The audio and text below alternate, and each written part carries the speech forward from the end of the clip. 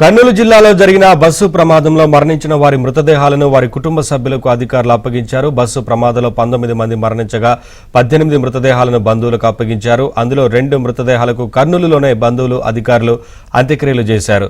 తమిళనాడుకు చెందిన ప్రశాంత్ దేహాన్ని బంధువులకు అప్పగించగా వారు కర్నూలులోని శ్మశానంలో అంత్యక్రియలు జరిపించారు.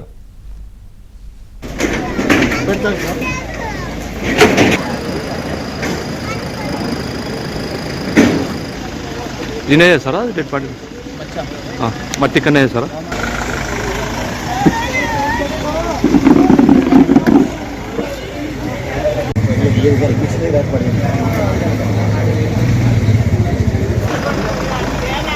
18 మృతదేహాలను బంధువులకు అప్పగించారు. అందులో 2 మృతదేహాలకు కర్నూలులోనే బంధువులు అధికారులు అంత్యక్రియలు చేశారు.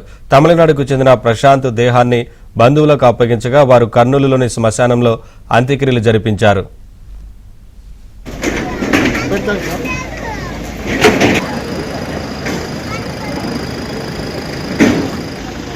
जिन्हें है सर डेड पार्टी हाँ मट्टी करने है सर